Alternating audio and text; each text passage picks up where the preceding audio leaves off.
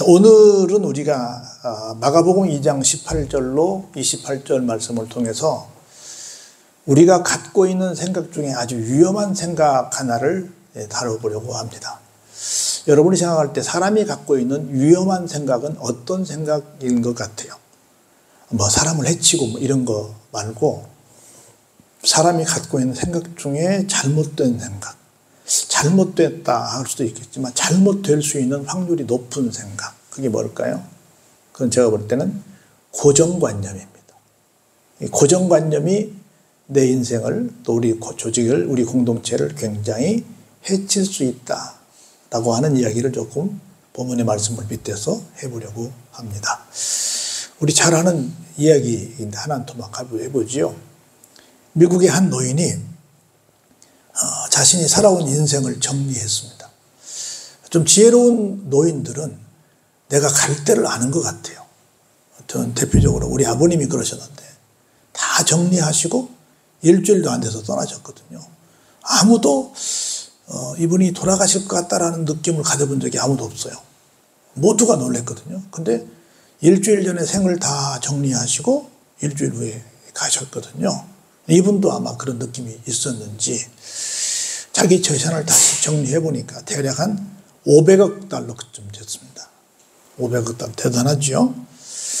이 노인은 이 돈을 가치 있는 일에 한번 멋지게 써보고 이 세상을 떠났으면 좋겠다라고 생각을 해서 뭐가 좋을까 하다가 하버드 대학을 찾아갑니다. 다른 일도 많이 있지만 젊은 친구들에게 밀어줘서 이 친구들이 공부를 열심히 해서 앞으로 세상을 좀 더 행복한 세상을 만들었으면 좋겠다 하는 목적을 가지고 하버드 대학을 찾아가서 총장님 좀 봅시다 그랬더니 이 양반이 그냥 늘 평소 검소한 양반이기 때문에 남루한 옷을 입고 갔어요. 그런데 하루 종일 기다리는데도 면회가 안 됩니다. 뭐 별로 중요하지 않은 사람이다라고 생각을 해서 기다리다가 지쳐서 그냥 왔어요. 그리고 나서 다른 곳에 갔더니 아주 초라한 대학이었는데 면회를 신청했더니 금방 만나 주었습니다. 그 행동을 보고 너무 감동을 해서 이 학교 발전을 위해서 얼마 안 되지만 써주세요 라고 줘서 그 학교가 나중에 유명한 대학이 됩니다. 그 대학교가 스탠포드 대학입니다. 스탠포드 대학으로 아주 유명한 대학이 있는데 그래서 겉의 모습을 보고 뭐 별거 있겠어. 바빠 죽겠는데 왜 와서 귀찮게 해? 라고 했다가 얼마가 날라갔어요? 500억이 날라갔어요. 500억 불이 날라갔어요. 500억만 돼도 굉장한 돈인데 500억 불에다가 한번 거기다가 동성고라미를 더 붙여보십시오. 대단한 얘기입니다. 미국에서 남북 전쟁이 터지기 몇 해 전에 있었던 일이거든요. 오하이오주의 한 농장에 한 초라한 소년이 와서 일자리를 구했습니다. 주인은 일자리가 부족해서 채용을 했습니다. 3년 뒤에 가만히 보니까 이 친구가 자기 딸과 사귀는 것을 알게 됐어요. 머슴 주제에 감히 내 딸과 하고는 쫓아내버렸습니다. 세월이 흘러서 30년이 지났는데요. 주인이 낡은 창고를 수리하다가 그때 미처 쫓겨났기 때문에 다 챙겨가지 못한 소년의 짐을 찾게 됩니다. 거기 보니까 소년의 이름이 기록되어 있는데 제임스 A. 가필드라고 하는 이름이 기록되어 있었습니다. 가만히 보니까 어디서 많이 듣던 이름이에요. 가만히 보니까 대통령 이름인거나 미국의 20대 대통령 이름인데 이스라엘이 된 사람인데 그 당시에 그냥 머슴이라고만 생각을 해서 쫓아내버린 것을 나중에 생각해서 만일 그때 그냥 놔뒀더라면 자기 딸은 뭐가 됐어요? 영부인이 됐지요. 근데 그 기회를 놓쳐버리고 말았습니다. 아침에 얘기했던 소크라테스는 얼굴이 못생겼다고 합니다. 눈도 작고 키도 작은 사람이었다고 합니다. 종교개혁가 우리 잘 아는 장로교회 창시자 깔뱅도 빼빼 마른 몸에 눈이 나쁘고 아주 신경질적인 사람이었다고 합니다.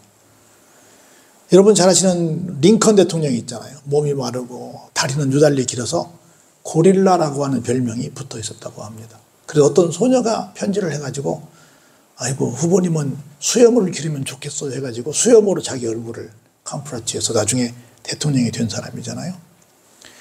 백범 김구 선생도 굉장히 외모가 아주 좀 자기가 자기 보기에도 형편없었다고 합니다. 네가 큰 일을 하려면 사람 보는 법부터 배우라라고 하는 아버지의 말씀을 듣고 열심히 공부를 하는데 해필 공부한 것이 관상학 공부였다고 합니다. 관상학을 딱 보니까 자기 얼굴은 절대로 성공할 수가 없더래요. 그러다가 어느 글을 열심히 그럼에도 불구하고 열심히 공부를 했는데 어느 글을 읽다 보니까 이런 글이 있더래요. 얼굴 모양이 잘생긴 것은 몸이 건강한만 못하고, 여러분 생각해보세요. 얼굴이 잘생겼는데 몸이 건강하지 못하면 어떻게 했어요? 안 되잖아요. 몸이 건강한 것은 마음이 바른 것만은 못하다. 이런 글을 읽게 됩니다. 그러면서 외모가 별로 중요하지 않구나 라는 생각을 하고 열심히 공부해서 민족 지도자가 됩니다. 이것처럼 제가 소개한 지금 몇 사건들을 보면 겉으로만 봤을 때는, 외모만 봤을 때는, 내 고정관념으로만 봤을 때는 절대로 나름대로 뭔가 흠모할 만한 대상들이 아닙니다. 그런데 지금 우리가 아는 바대로 지금 제가 소개한 분들 여러분 다 아는 양반들이에요? 모르는 양반들이에요? 우리나라 사람이 아님에도, 백범킹구를 제외하고는 우리나라 사람이 아님에도 불구하고 전 세계 사람들이 알 정도로 유명한 사람들이 된 겁니다. 뭐가 맞지 않다? 고정관념이 맞지 않다. 이런 얘기를 지금 제가 하고 있는 겁니다. 오늘 본문에 이렇게 시작해요. 요한의 제자들은 어떤 요한이에요? 예수님의 제자에게도 요한이 있었죠. 여기는 세례 요한을 가리킵니다. 세례 요한의 제자들과 누가? 바리새인들이 이 당시에 뭐 했어요? 금식하고 있었어요. 그러면 당연히 뭔가 진리를 주장하는 사람들이라고 한다면 가끔씩 뭐 해야 된다? 금식도 해야 되지 않을까 하는 사람들이 있었습니다. 그런 생각을 하는 사람들이 있었어요. 그래가지고 감히 예수님께는 뭐 어찌 못하고 이렇게 와서 뭐라고 하다가 예수님과 얘기가 됐어요.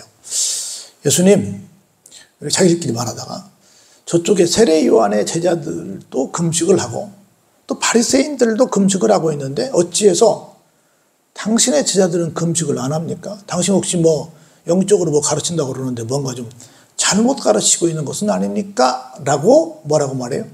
지적질을 합니다. 자기들이 갖고 있는 고정관념으로는 뭐 해야 돼요? 금식해야지 이렇게 생각을 합니다. 금식 기도가 나쁘다고 말하는 게 아니에요. 근데 무조건 하고 내 생각에는 이때 해야 돼 라고 하는 그 생각을 지금 지적하고 있는 겁니다. 뭘까요? 예수님께서 그들에게 이렇게 대판을 했어요. 야, 혼인집 손님들이 지금 막 결혼의 계절인데 신랑과 함께 있을 때 잔치상이 벌어지고 있는데 그 자리에서 금식할 수 있겠니? 잔치집에 가가지고 야, 나 금식해. 이게 말이 되겠어요? 신랑과 함께 있을 동안에는, 잔치가 벌어지는 동안에는 뭐 할 수 없다? 금식할 수 없다. 금식한다 그러면 잔치날 분위기를 어떻게 했어요? 깨겠죠. 당연히 깨겠죠. 그러나 신랑을 빼앗길 날이 이르니 그날에는 뭐 할 것이다? 금식할 것이다. 때에 맞춰서 해야지 아무 때나 하니? 라는 말씀을 하십니다. 그러면서 삶의 지혜를 두고 몇 가지 조언을 해 주십니다. 첫 번째로 생배, 새로 만든 배 조각을 낡은 옷에 붙이는 경우가 없다. 이미 생배는 어때요? 뭔가를 막 끌어당기고 낡은 배는 이미 다 그런 탄력이 없어졌죠.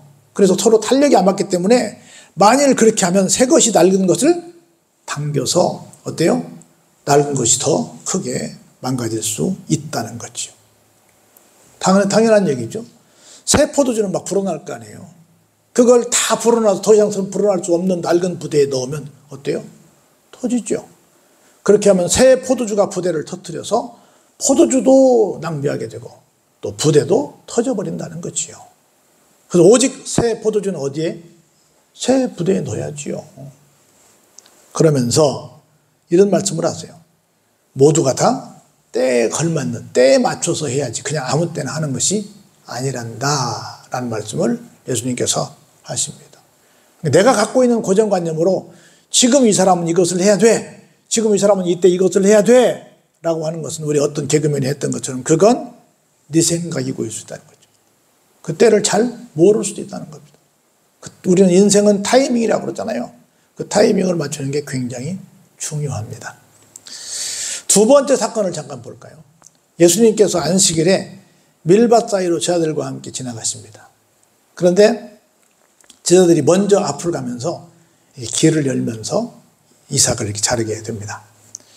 그랬더니 바리새인들이 예수님께 와서 이렇게 말합니다. 또 따져요. 안식일에는 일을 하면 안 되는데 어떻게 해서 이삭을 자르는 일을 당신의 제자들이 합니까? 라고 따집니다. 그랬더니 예수님께서 또 이렇게 말씀을 하세요. 우리 생각에는, 우리 고정관념에는 절대로 그럴 수 없는데 왜 당신의 제자들은 절대로 그럴 수 없는 일을 합니까? 라고 따지니까 예수님께서 옛날 성경으로 돌아가야 되니까 다윗 시대의 말씀을 꺼내십니다. 다윗이 자기와 함께한 사람들이 다윗이 늘 평안한 삶만 살지 않았잖아요. 도망 다니고 그랬잖아요. 그래서 다니다가 먹을 것이 없어서 아주 시장하게 된 적이 있었다. 다윗이 배고파서 다윗의 일행들이 쫄쫄 굶었던 사실을 너희들 기억 못하니? 그때 갈 데가 없으니까 어디로 뛰어들어갔어요? 성전으로 뛰어들어갔다. 그때 아비아달이 대제사장이었는데 이때 뭘 줬다? 진설병.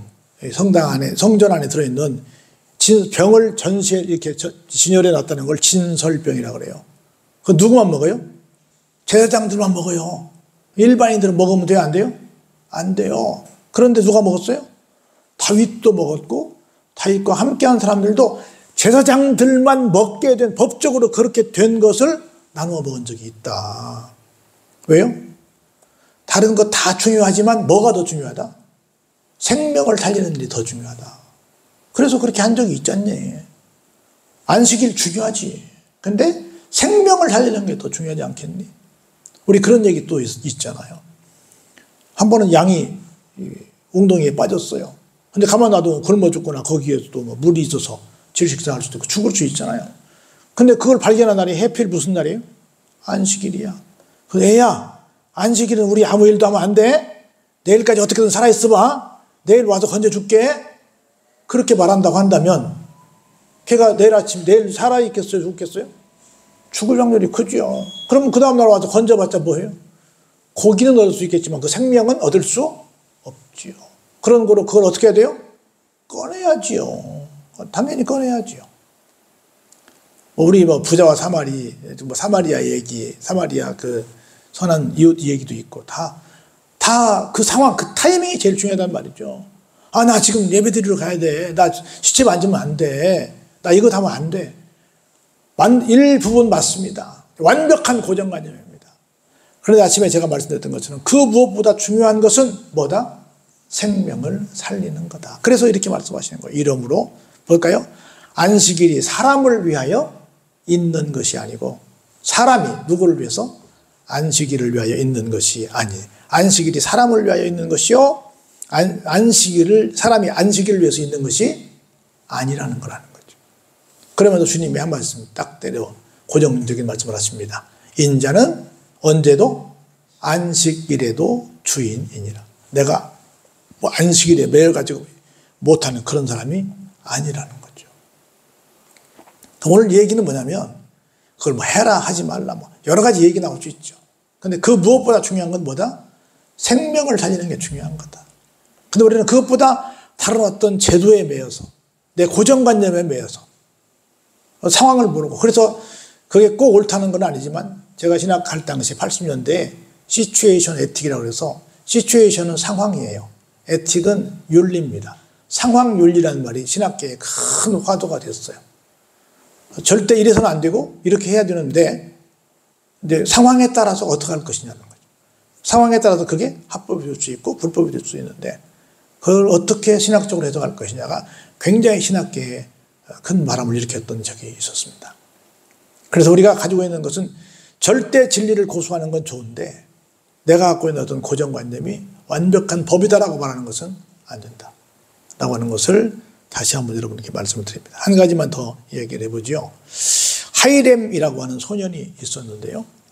그의 부모는 그를 양육하는 것이 귀찮아가지고 어린 나이에 강제로 장기 사관학교에 보내버렸습니다. 우리도 옛날에 지금은 또 그러다 보겠지만 집이 좀 어려우면 고등학교 마치고 상당수의 이렇게 하사관학교에 보내는 그런 집들이 있었어요. 그러면 크게 돈벌이는 아니지만 먹고 사는 데는 지장이 없잖아요. 또 잘 시간 채우면 또 연금도 나와서 평생 먹고 사는데 지장이 없으니까 그냥 지금은 부사관 학교인데 부사학교를 그렇게 무시하는 건 아닌데 옛날에 그랬단 말입니다. 그렇게 해서 평생 군인의 길을 갖게 하는 뭐 특별한 충성심이 아니라 어디가 안전하게 먹고 살 수 있을까 생각해서 그렇게 가는 경우들이 좀 있었습니다. 비슷한 이 케이스가 이 하이렘의 부모님의 생각이었습니다. 이 사람은 키가 153cm밖에 안 돼가지고 어떻게 들어가긴 들어갔는데 늘 키가 작다고 난쟁이로 놀림을 받고 살았습니다. 그리고 졸업을 했는데 신체적 왜소함 때문에 장교로도 임관이 되지 못할 정도로 그렇게 참 어려운 삶을 살았는데 그럼에도 불구하고 누구를 원망하거나 자신의 육체적 결함을 비관하지 않고 고향에 내려가 조용히 농사를 짓게 됩니다. 그러다가 남북전쟁이 터져요. 그때 장교들이 필요하니까 이 사람이 결국은 북군 장교가 되어서 전쟁에 나가게 됐습니다. 비록 상관이나 부하들로부터 대우를 받지 못했지만 불평하지 않고 열심히 묵묵히 최선을 다해서 자기의 소임을 감당했습니다. 그의 성실한 삶의 모습은 많은 사람들로부터 존경과 신뢰를 얻었고 미국 최초의 육군 대장이 됩니다. 나중에 미국 제18대 대통령이 되기도 합니다. 이 사람이 바로 율리시스 그란트 대통령인데 누가 뭐라고 해도 그냥 갑니다. 사람들은 그냥 고정관념을 가지고 넌 안 돼. 너는 초임 장교도 못 돼. 너는 아무것도 못 돼. 집에 가 농사나 지어. 이랬지만 끝까지 그냥 최선을 다해서 갔더니 나중에 대장이 되고 또 나아가 국가 원수가 되기도 했다는 얘기를 우리가 기억합니다. 사랑하는 성도 여러분, 오늘은 며칠입니까? 날짜는 중요하지 않습니다. 다만 오늘은 내 남은 인생 중 언제 날이에요? 첫 번째 날입니다. 비록 어제가 어쨌다 할지라도 오늘은 새롭고 신선하고 때묻지 않은 날입니다. 그러므로 이 멋진 새 날을 이용하시기 바랍니다. 과거의 후회 때문에 현재의 숨은 힘을 망치지 마시기 바랍니다. 오늘은 나머지 인생의 첫날입니다. 고로 고정관념 때문에 어떤 과거의 생각 때문에 여러분의 인생을 단 1분도 낭비하지 마시고 행복하게 사시기를 주의 이름으로 축원합니다. 은혜가 풍성하신 아버지 하나님